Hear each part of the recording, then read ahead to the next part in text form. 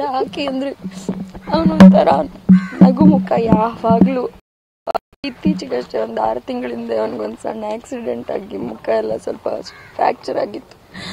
ಅವತ್ತು ಕೂಡ ನಾವು ಹಾಸ್ಪಿಟಲ್ಗೆ ಹೋದಾಗ ನಾವು ಅಳ್ತಿದ್ವಿ ಹೊರತು ಅವನು ಅಳ್ತೇ ಇಲ್ಲ, ಅವನು ನಗ್ತಾನೆ ಇದ್ದ. ಹೋಗಿ ಚಿಲ್ ಮಾಡೆ, ಇದೆಲ್ಲ ಎಕ್ಸ್ಪೀರಿಯನ್ಸ್ ಆಗಬೇಕು ಕಣೆ ಲೈಫಲ್ಲಿ ಅಂತ ನಾನು ಯಾವಾಗಲೂ. ನನ್ನ ಸ್ವೀಟೆಸ್ಟ್ ಫ್ರೆಂಡ್ ಅವನು. ನಾನು ಯಾವಾಗಲೂ ಸ್ವೀಟು ಅಂತ ಕರಿತಾ ಇದ್ದವನು. ನನಗಿಂತ ಏಜಲ್ಲಿ ದೊಡ್ಡವನು, ಆದ್ರೂ ಅವನು ಕುಳ್ಳಕ್ಕೆ ಆ ರೀತಿ ಇದ್ದಿದ್ದರಿಂದ ನಾನು ಅವನ್ನ ತುಂಬ ಮುದ್ದಾಗಿ ಸ್ವೀಟು ಅಂತ ಕರಿತಾ ಇದ್ದೆ. ಈಸ್ ಲೈಕ್ ಯಾರು ನಮ್ಮ ಸೆಟ್ಟಲ್ಲಾಗಲಿ, ನಮ್ಮ ಈ ಕಲಾವಿದರ ಯಾರಾದರೂ ಆಗಲಿ, ಯಾರಾದರೂ ಚೆನ್ನಾಗಿ ಆ್ಯಕ್ಟ್ ಮಾಡ್ತಿದ್ದಾರೆ ಅಂದರೆ ಹೋಗಿ ಬೆನ್ನು ತಟ್ಟಿ ಪ್ರೋತ್ಸಾಹ ಮಾಡೋನು. ಅವನು ಯಾವತ್ತು ಅವನ ಕಷ್ಟನ ಅವ್ನು ಯಾರ ಹತ್ರ ಹೇಳ್ಕೊಂಡವನೆಲ್ಲ, ನಮ್ಮ ಹತ್ರ ಎಲ್ಲ ಕಷ್ಟ ಕೇಳೋನು, ನಮ್ಮನ್ನು ನಗ್ಸೋನು, ಚಿಲ್ ಮಾಡ್ರೆ ಅಂತ ಅಂದ್ಬಿಟ್ಟು ಎಲ್ಲ ಅವನಿದ್ದ ಕಡೆ ನಗು ಅಷ್ಟೇ. ನಗು ಬಿಟ್ಟರೆ ಬೇರೆ ಯಾವತ್ತೂ ನಾನು ಅವನು ಹತ್ತಿದ್ದು ನೋಡಿಲ್ಲ. ಅವನು ಈ ಸ್ಥಿತಿಯಲ್ಲಿ ಅವನು ಊರಿಗೆಲ್ಲ ಕರಿಯೋನು, ಬನ್ನಿ ನಮ್ಮೂರ ಹತ್ರ ಬೀಚೆಲ್ಲ ಇದ್ದೆ ಗಮ್ಮತ್ತು ಮಾಡುವ, ಚೆನ್ನಾಗಿರುತ್ತೆ ಅಂತ. ಬರ್ತೀನಿ ಆದರೆ ನಾವು ಯಾವತ್ತೂ ಈ ಪರಿಸ್ಥಿತಿಯಲ್ಲಿ ಬರ್ತೀವಿ ಅಂತ ಅಂದ್ಕೊಂಡಿರಲಿಲ್ಲ. ಅವನ ದೊಡ್ಡ ಆಸೆ ಅಂದ್ರೆ ಅವನ ತಂದೆ ಕೂಡ ಇಲ್ಲ, ತಂಗಿ ಮದುವೆ ಮಾಡಬೇಕು. ಅವ್ನು ಪಾಪ ನನಗೆ ಗೊತ್ತಿರಲಿಲ್ಲ, ಇದು ನನಗೆ ರೀಸೆಂಟಾಗಿ ಗೊತ್ತಾಗಿದ್ದು. ಅವನು ವಿನ್ನಿಂಗ್ ಅಮೌಂಟ್ ಕೂಡ ನಮ್ಮ ಕಾಮಿಡಿ ಕಿಲಾಡಿಯಲ್ಲಿ ವಿನ್ ಆದ ಅಮೌಂಟ್ ಕೂಡ ಅವನ ತಂಗಿ ಮದುವೆಗೆ ಅಂತ ಫಿಕ್ಸ್ಡ್ ಡೆಪಾಸಿಟ್ ಮಾಡಿ ಇಟ್ಕೊಂಡಿದ್ದ. ಅವನ ಫ್ಯಾಮಿಲಿಗೆ ಒಳ್ಳೇದಾಗಬೇಕಷ್ಟೆ. ಇಲ್ಲ, ನಾವಿವತ್ತು ಮಾತಾಡೋ ಪರಿಸ್ಥಿತಿ ಇಲ್ಲ. ಯಾಕಂತ ಹೇಳಿದ್ರೆ ಅವನು ನಗ್ನಗ್ತಾ ಹೋಗಿ ನಮ್ಮ ಮಾತನ್ನೆಲ್ಲ ನಿಲ್ಲಿಸಿ ಹೋಗಿದ್ದಾನೆ.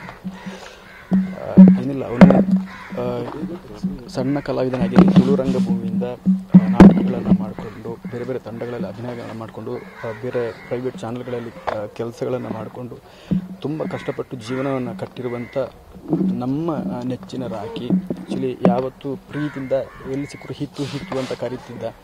ಬಟ್ ಈಗ ನನಗೆ ಈಗಲೂ ಅನಿಸಿದವನು ನನ್ನ ಕರಿತಿದ್ದಾನೆ ನಾನು ಫೀಲೇ ಹಾಗೆ ಆಗ್ತಿದೆ. ಅದರಲ್ಲಿ ಒಂದು ದೊಡ್ಡ ಕನಸು ಏನಂತ ಹೇಳಿದ್ರೆ, ತಂಗಿದ್ದು ಮದುವೆಯನ್ನು ತುಂಬ ಪ್ರೀತಿಯಿಂದ ಇಷ್ಟಪಟ್ಟು ಅದನ್ನೇ ಮಾಡಬೇಕಂತ ಹೇಳ್ತಿದ್ದೆ. ಮತ್ತೊಂದು ಅಮ್ಮನನ್ನು ಪ್ರೀತಿಯಿಂದ ನೋಡ್ಕೋಬೇಕು ಅಂತ.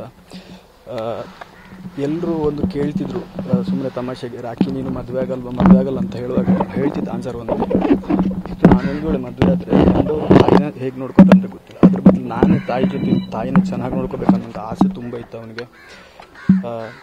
ಅದೇ ಏನು ಹೇಳೋದು ಅಂತ ಹೇಳಿದ್ರೆ, ಎಲ್ಲರ ಹತ್ರ ಈಗಾಗಲೇ ಕೆಲವರೆಲ್ಲ ನಮ್ಮ ಚಿತ್ರರಂಗದವ್ರ ಹತ್ರ ಹೇಳಿ ಕೂಡ ಸಹಾಯ ಮಾಡೋದು ಅಂತ ಹೇಳಿದ್ದಾರೆ. ನಮ್ಮ ಇಲ್ಲಿ ತುಳು ಚಿತ್ರರಂಗಭೂಮಿ ಇರ್ಬೋದು, ರಂಗಭೂಮಿಯಿಂದ ಇರ್ಬೋದು, ಎಲ್ಲರೂ ಅದು ಯಾರಾದರೂ ಜವಾಬ್ದಾರಿ ತಗೊಂಡು ಇವರ ಮನೆಗೆ ಆಧಾರ ಆಗುವ ಥರ.